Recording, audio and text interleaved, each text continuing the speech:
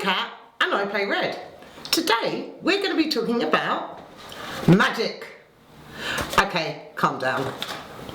I'm winding you up. We're actually going to be talking about the Magnificent, which is all about magic. This 1 to 4 player game was released by Aporta Games at Spiel last year. In it, players take on the roles of magicians trying to perform their magnificent tricks.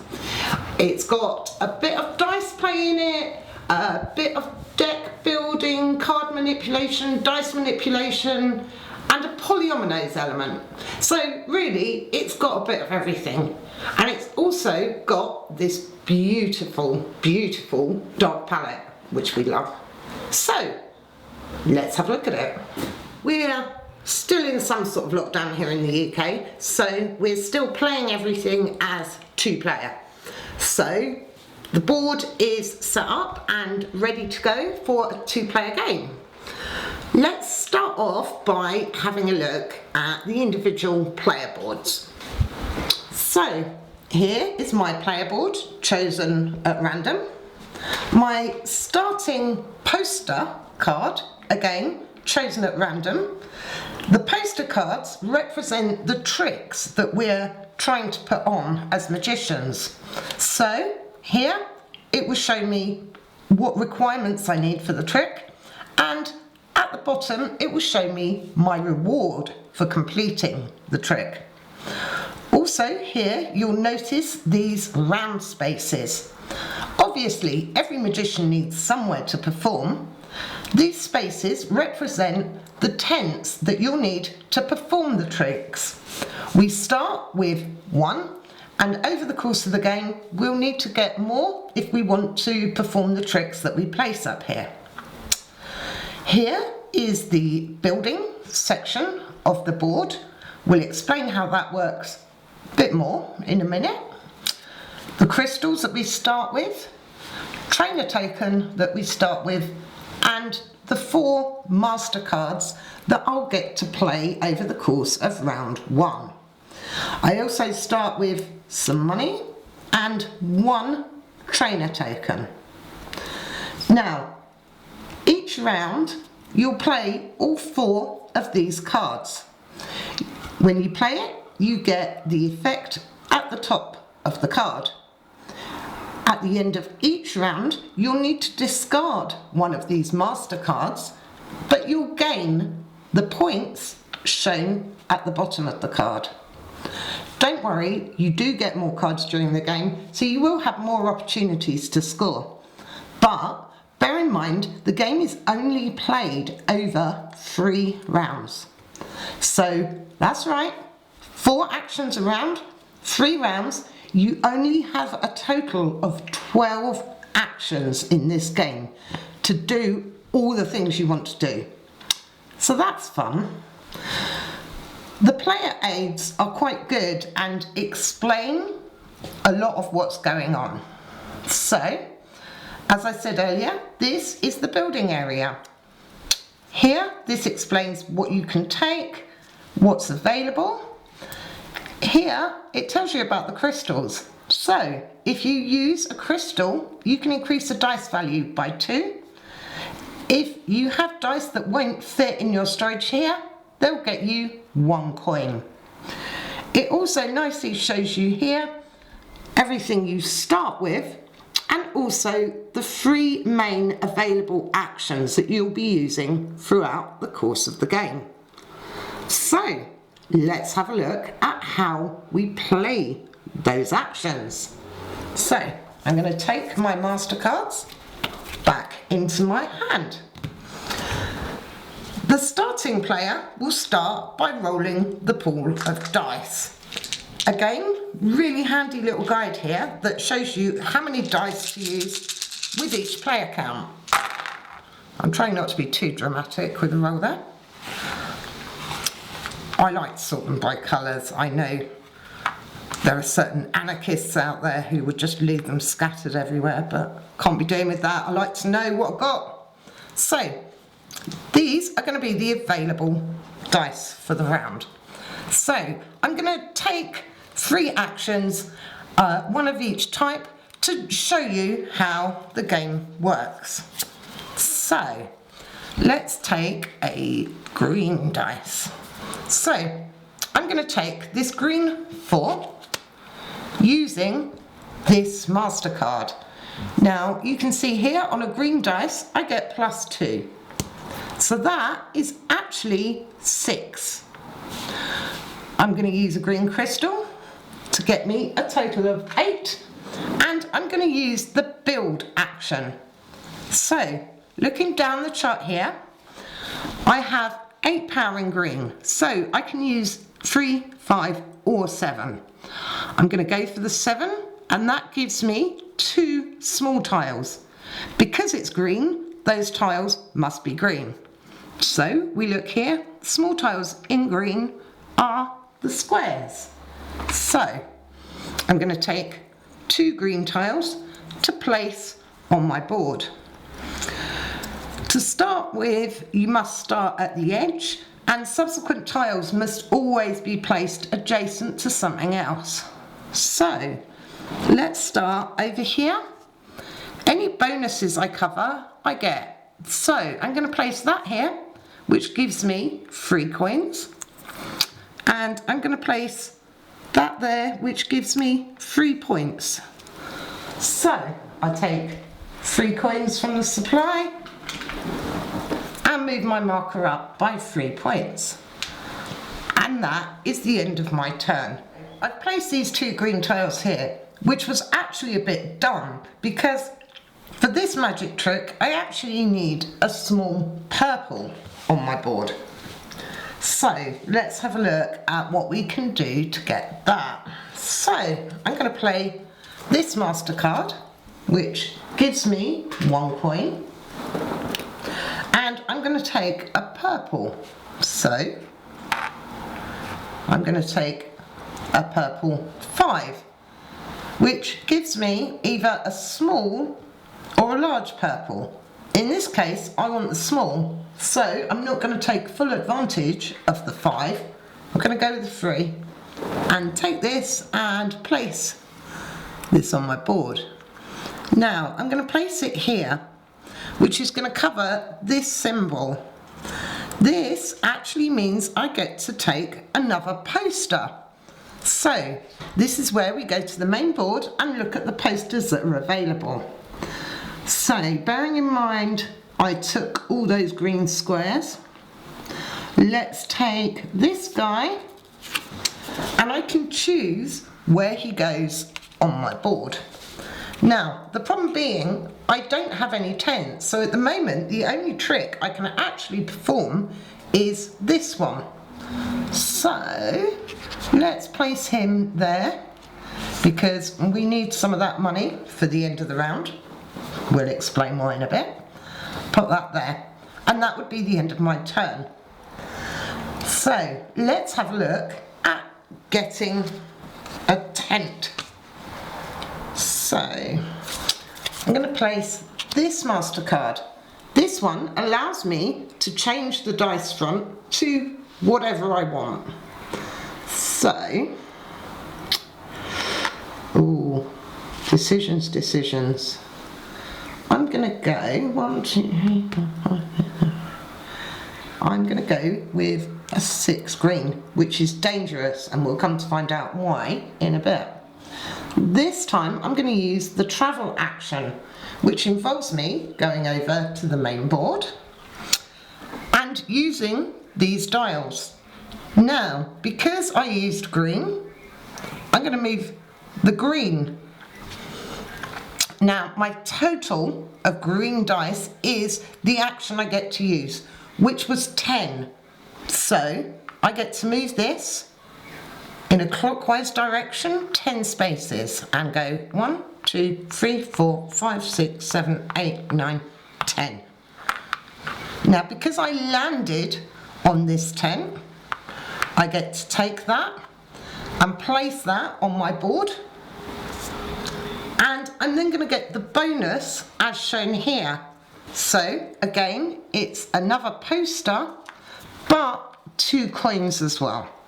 So I'm going to place that, take my 2 coins and choose another poster, none of which are particularly what I want right now. Let's just take this one and pop that there. The other advantage of travelling is gaining crystals. So I started on this spot. I will actually get all of the crystals I travelled through to get to this spot. So I'm going to get 3 green crystals, 2 purple and 1 orange. 2 purple, 1 orange. And I get to place these on the board, on my player board. So don't forget, if you don't have space to store your crystals, they'll be worth 1 coin each, and you can always use them to increase the value of your dice for a specific action. So that is the build action and the travel action. So let's have a look at the perform action using my last MasterCard. Now this means I can reuse the ability on any one of my other cards. So what do I want? I don't know. I'm going to change the value of a dice. I am going to use that to give me an orange 4.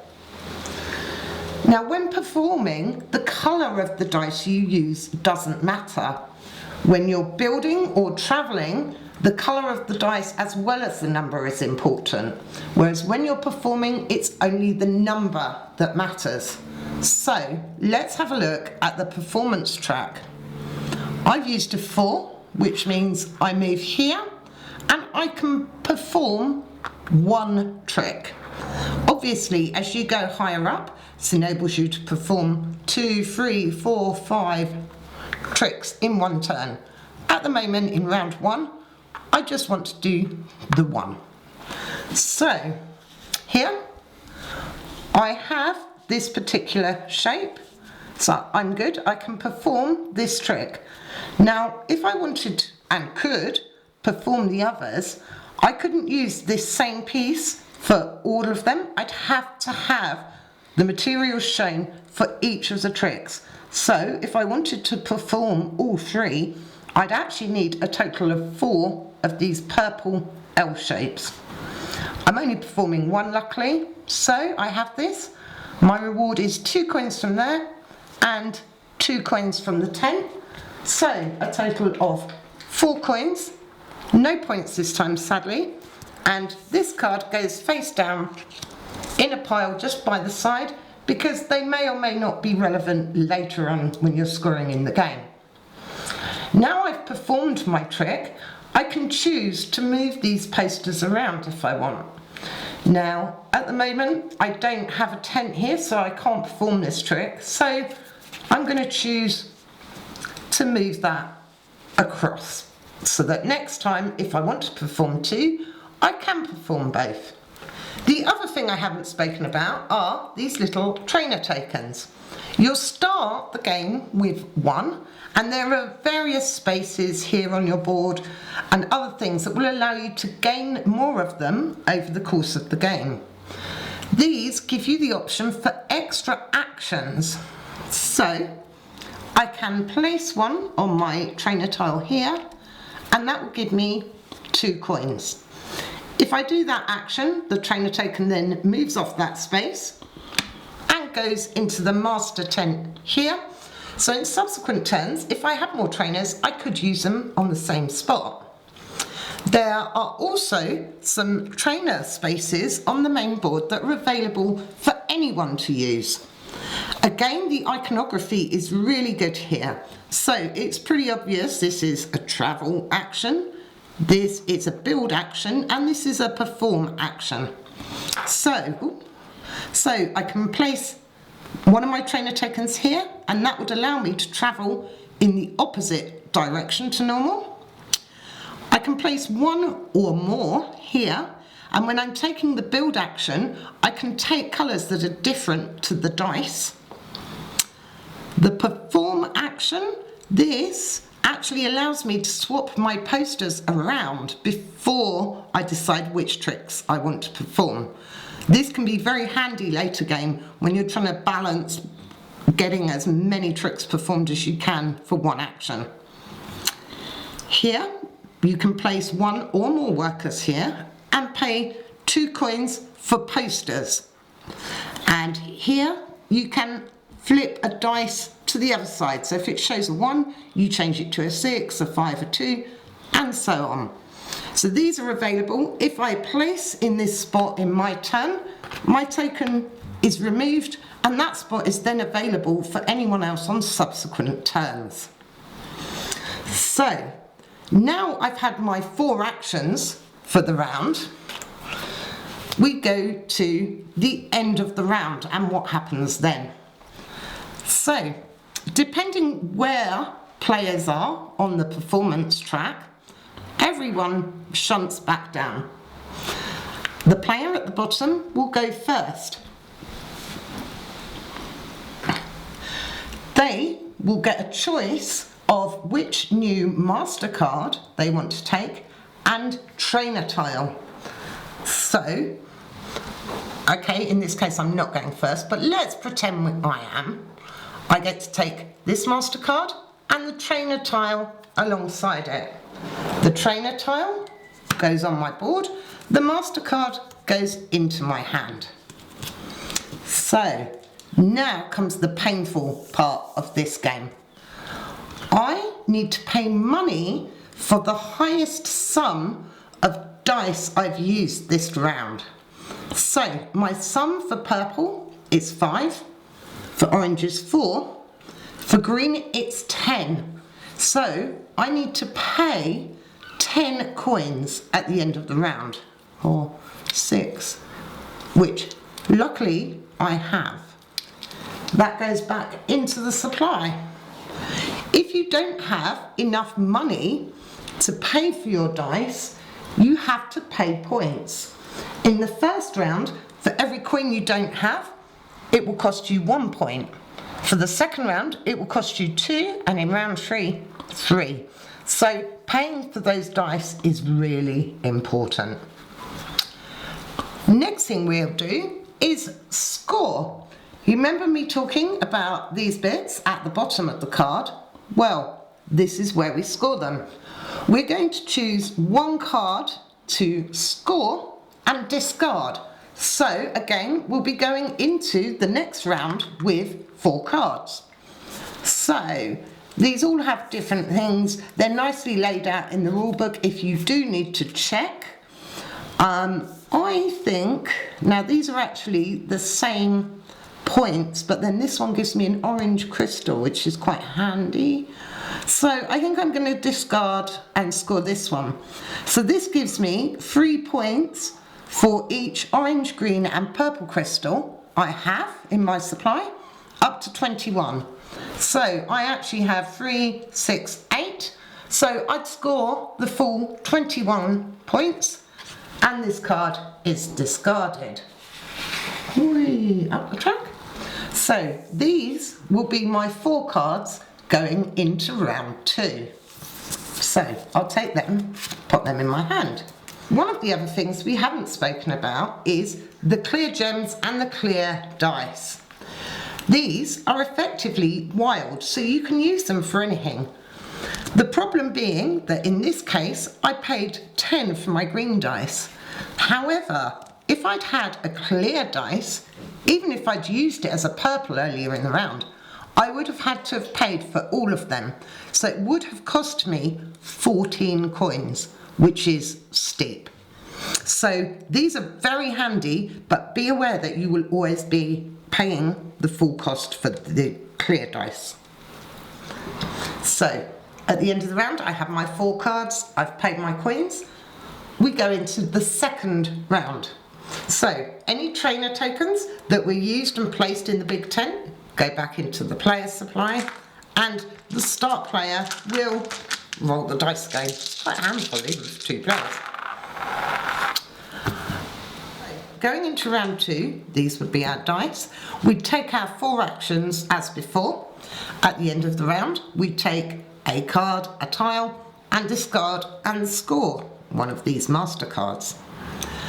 So, after your whole huge 12 actions where you're trying to do everything, you're trying to build, get the crystals you need, because some of these magic tricks will require you to discard crystals as well. So here you'd have to pay a purple and a green to perform this trick.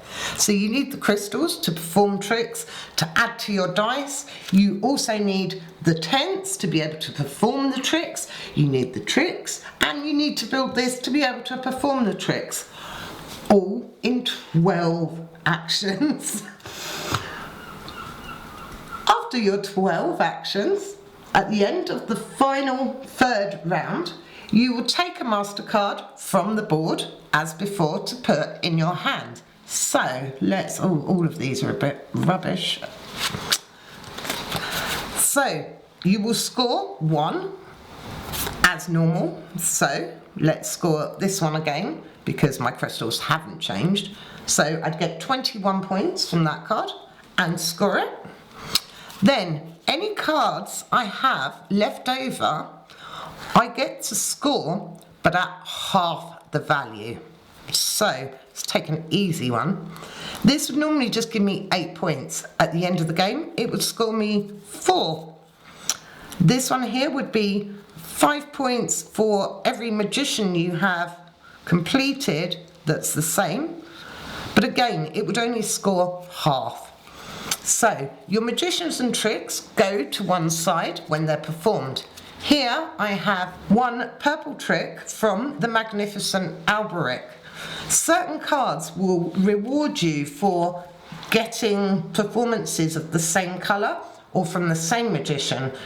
Other cards will reward you for having tricks from different magicians and different colours. So there's a very fine balance between what you score from these tricks and what you'll score from your master cards, especially at the end of the game as the points get bigger. So you'll score all of your master cards in the final round. You'll also get points for leftover coins. However, it's only 1 point for every 5 coins. And honestly, you won't have too many coins left over. You also then get score for your polyomino area. Each completed block will give you 4 points. So, quick rejig, if I was to put that here, I can then use crystals I have left over on the board to fill these spaces. I don't get the bonus, however, I will get the 4 points for completing that area. And, oh, I've picked the worst shapes. If I had completed this one, I'd get 4 for that, and so on. So there's a possibility for 4, 8, 12, 36 bonus points for completing your board, which will never happen. So in 12 turns, you're trying to do so much stuff. This is a very tight game, and it almost seems quite simple because there are 3 main actions and that's it. But every single point and coin in this game, you've really got to work for.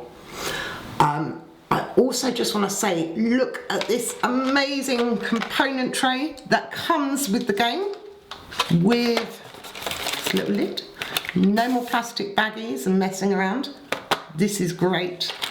And I love this colour palette.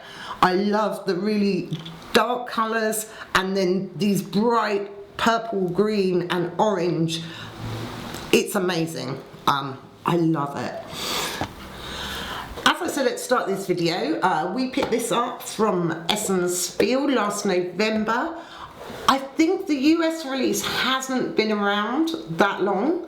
I taught this to a friend at BGG Con last November, who I then had to work out logistics for shipping a copy from the UK to Texas because he was so enamoured by the game. I hope he still is. So I think it's a fairly new game in the US. Brilliant game. If you like your games a bit thinky, it's definitely got quite a strategic element. Everything is so tight. Every move has to count. You have to get as much as possible from every single action. I love that sort of game. So yes, this is The Magnificent from Aporta Games. Hopefully available everywhere now. Hope you enjoyed this walkthrough. If you did, like, comment, subscribe, blah blah blah, and come say hello to me on Twitter, Instagram, everywhere else, Facebook. I play Red. Thanks for watching. See ya. Bye.